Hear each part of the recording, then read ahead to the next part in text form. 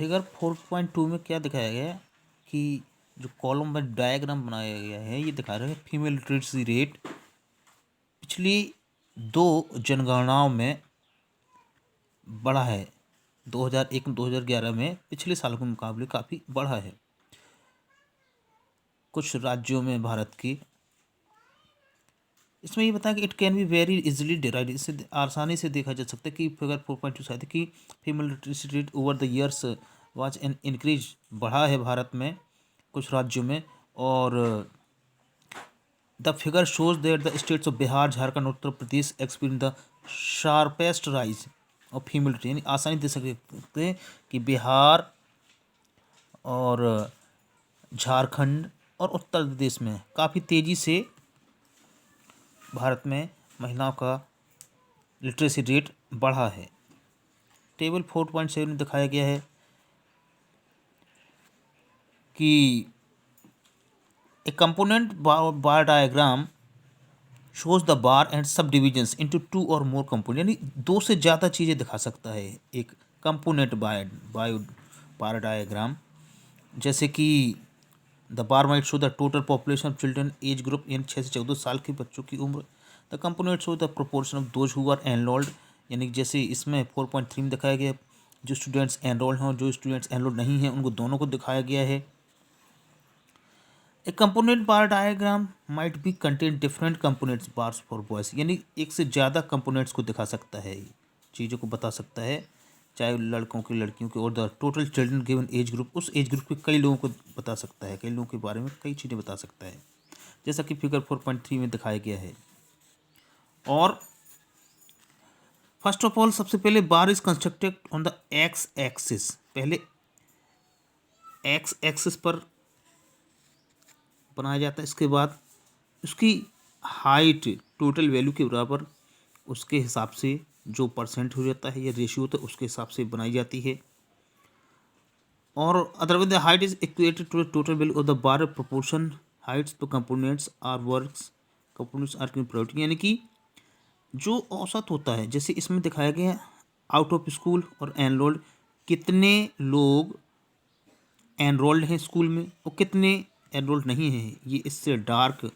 Colour से दिखाया गया है। इस तरह से ये कंपोनेंट बार डायग्राम को यूज किया जाता है, बनाया जाता है। एक पाई डायग्राम भी एक तरह का कंपोनेंट डायग्राम होता है, लेकिन वो उससे थोड़ा अलग होता है। एक सर्कल होता है जिसका एरिया बराबर हिस्सों में डिवाइड किया जाता है,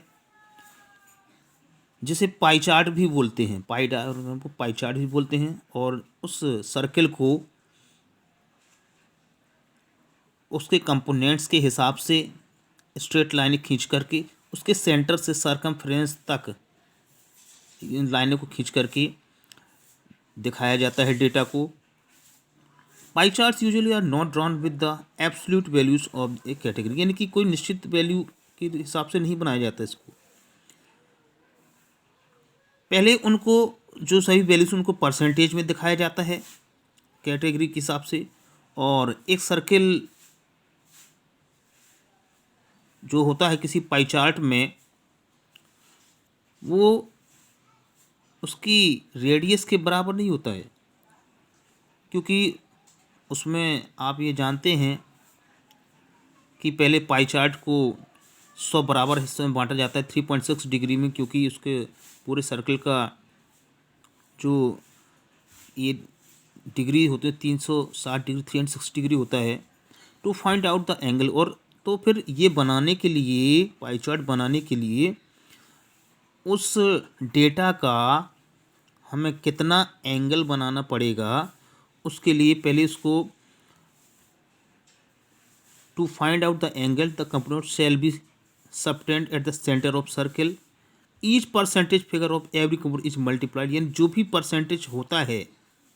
उस परसेंट को 3.6 डिग्री से मल्टीप्लाई किया जाता है। जैसे कि उदाहरण के लिए तौर पर लें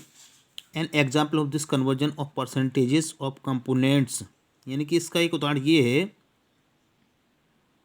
परसेंटेज का कि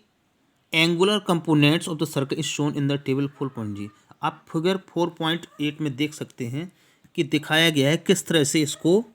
बनाया गया है। It may be interesting to note that data represented by component bar diagram can also be represented equally well by the pie chart। Bar graph के साथ ही या कंपोनेंट बार और उसके साथ ही साथ पाई चार्ट